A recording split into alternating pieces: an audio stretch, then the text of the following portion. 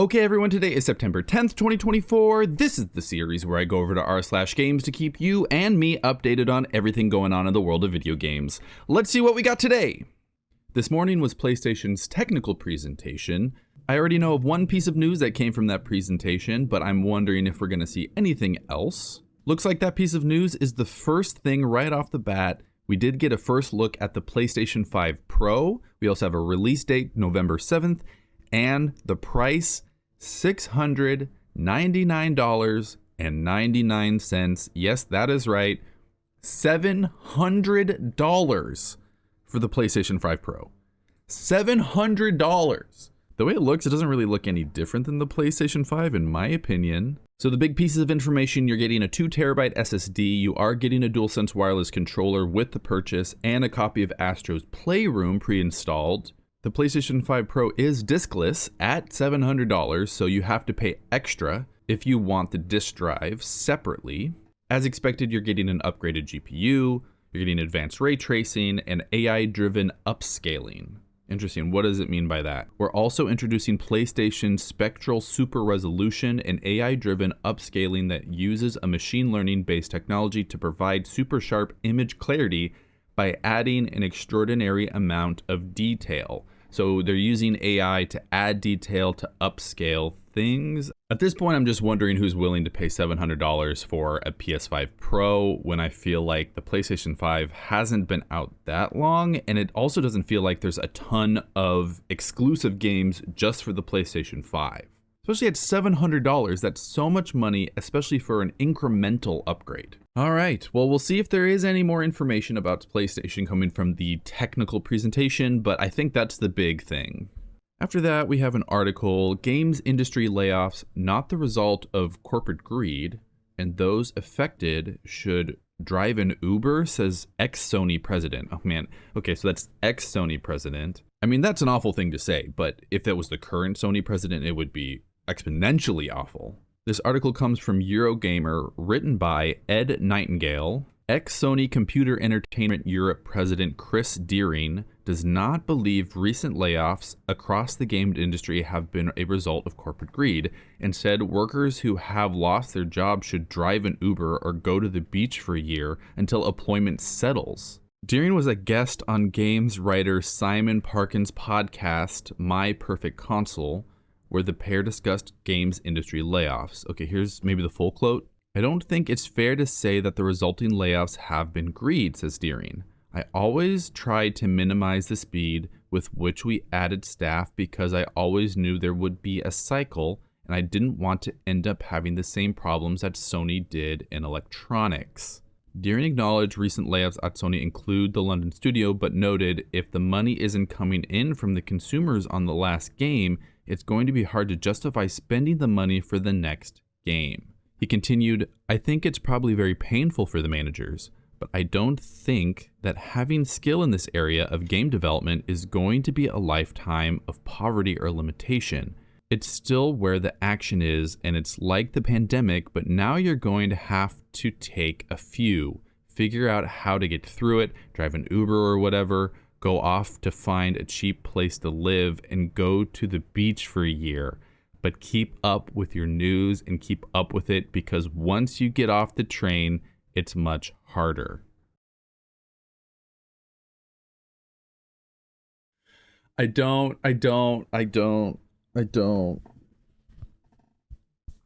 Yeah, just drive an Uber for a year. Go to the beach for a year. You know, don't stress about the fact that you can't pay your bills. Find a cheap place. Find a cheap place to live? Where? Find a cheap place to live where? There are no cheap places to live right now. I didn't think I was going to go into this getting so mad. I knew it was going to be a frustrating thing to read based off the original quote. But are you serious? Find a cheap place to live? Just drive an Uber, you know, one of the hardest jobs, one of the most unforgiving jobs. But also stay in it. Make sure you're staying on top of your development skills so that you can just jump back into the game when the jobs exist again. And on top of that, video game CEOs are getting millions of dollars in bonuses right now as they're firing people rather than putting that money towards keeping people hired. Rather than allowing people to keep their jobs so that they can just keep working, paying their bills, living, supporting their families. No, just drive an Uber for a year. Go to the beach. This guy is so out of touch. Look, I agree that there's probably a cycle here and that jobs will come back and that people who have lost their jobs now will be able to find new jobs later. But the fact that this guy is just being like, I don't think this has to do with greed. I don't think that it has to do with big bosses raking in their salaries and their bonuses, but making people lose their jobs to keep those bonuses is ridiculous to me. CEOs don't want to lose their bonuses, so they're firing people. They're making people drive Ubers for a year so that they can get their millions of dollars in bonuses. This is ridiculous. Space Marine 2 sees highest concurrent player peak ever for a Warhammer 40,000 game on Steam. Wow, that's awesome. That's super cool. I mean, the game looks really interesting, really fun. This article comes from IGN, written by Wesley Yin-Poole.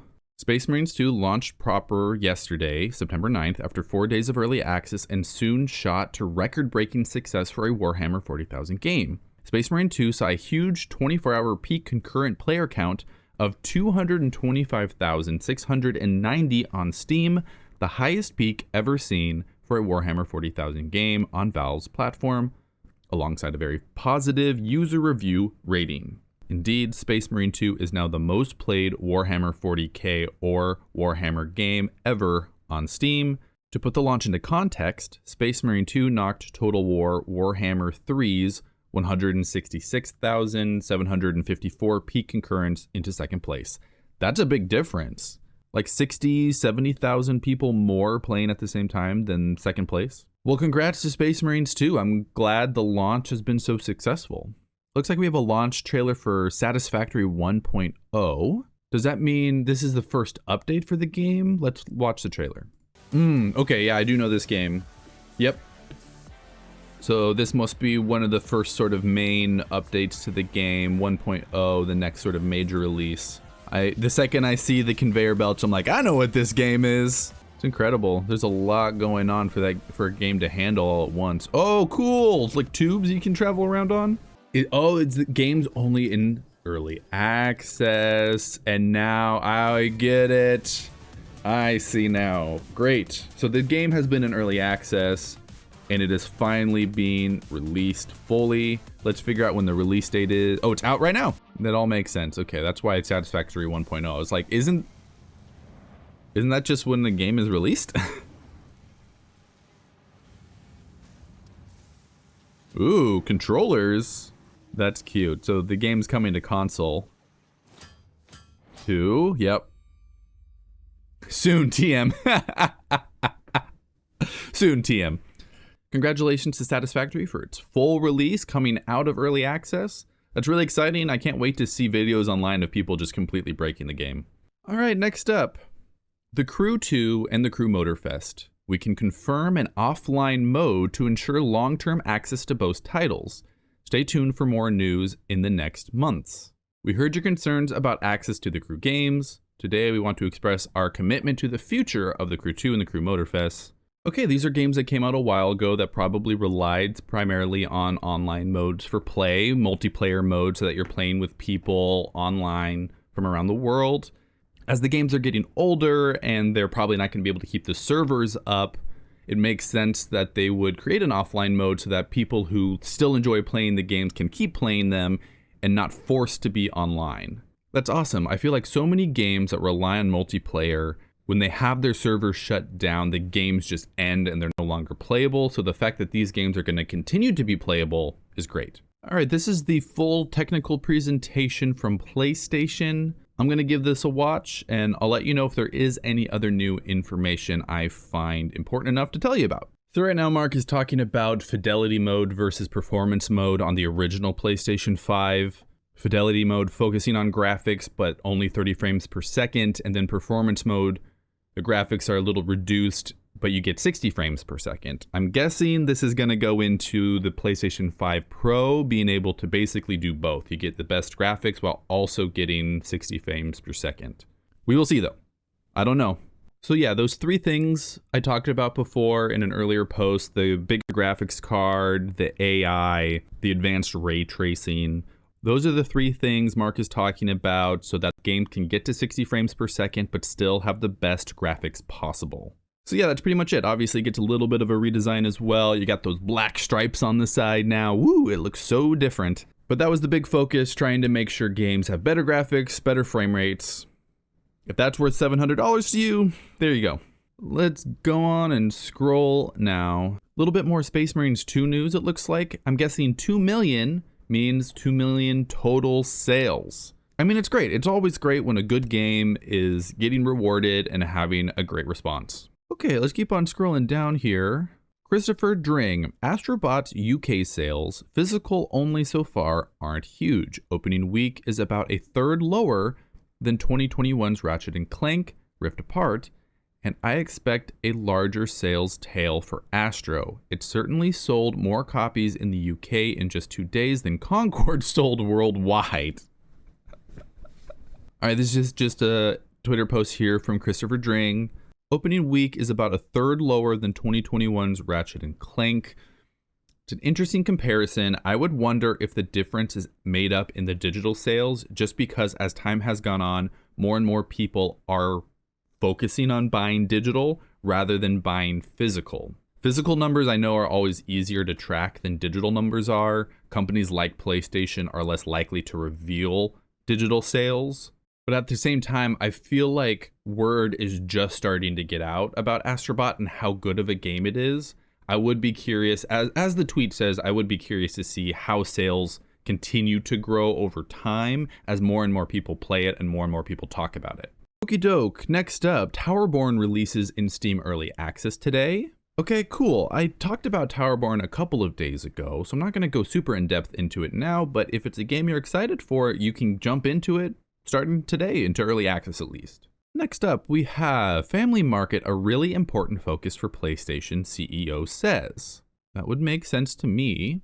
This is an article from Eurogamer, written by Victoria Kennedy. PlayStation is currently riding high following the release of its adorable platformer Astrobot. Unlike the God of Wars and the Last of Us's of this world, Astrobot is a family-focused title, suitable and definitely enjoyable for players young and old. Reflecting on Astrobot's recent success, Herman Hulst, PlayStation's recently appointed joint CEO, is now said the family market is really important for us to focus on. I mean, this was mentioned when Astrobot first came out, that PlayStation has really focused on the quote-unquote like old dad characters. So it makes sense that a fun, uplifting, more family-friendly game would inspire PlayStation to maybe focus on that market and try to get more games into that market as well. Here's the quote. I think it's massively important that PlayStation Studios develops games in various genres, and the family market, I think, is really important for us to focus on. Astro is very, very important to PlayStation, the Sony executive continued. Obviously, we had the pre-install Astro's Playroom on the PlayStation 5 that millions and millions and millions of people have embraced and loved, and I think that's become a little bit of a platform to launch this new game now. It's remarkable that a relatively small team, actually a very small team, is able to deliver a game that is so big now, and it's really become a great game in itself. We'll have to see how things move into the future, and we'll probably see more family-friendly games coming out. All right, let's see. Stalker 2 developers on leaks, delays, and working with Xbox. Interesting. This article comes from thegamer.com, written by Rhiannon Bevan. When I spoke to the developers at Gamescom this year, my first question was always how they're finding the convention. Almost all the time the answer was simple. It's great to see so many people in one place, it's great to show off their games, and it's great to chat with fans. For GSC Game World, the studio behind the long-awaited Stalker 2, though, I'm told it's a mix of anxiety and excitement. We've come here after a long period of time with no external feedback on the build, says Slava Luke. Oh man. Says the lead producer of Stalker 2. We've made several things that still need to be proven to the players. We need to gather that feedback. Now that the public has been able to play Stalker 2, he says the feedback has been positive and erased the team's concerns. People are praising that we have the game running on Xbox at 60 frames per second, adding that the team was initially hesitant about sacrificing graphics to add a performance mode. Over on Xbox Series S, he admits that the game is currently running at around 25 frames per second. He later clarified that he meant to say 35. I remember reading that article before. He notes that it's a lot of space for optimism still. He adds Xbox is helping them with this right now and is confident that they will see results soon. I think the big thing here is we've heard so much lately about how difficult it has been to work with Xbox, and we've seen a little bit of that change lately.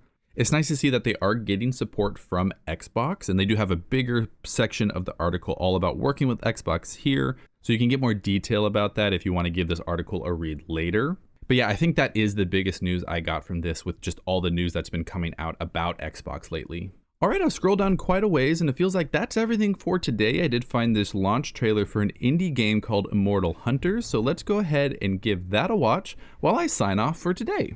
Thank you so much for watching. If you are someone who wants to stay up to date on everything going on in the world of video games, please subscribe to my channel, click the bell to be notified when I upload a new video. My name is BTayOkay. This was September 10th, 2024 on r/games. I'll see you tomorrow.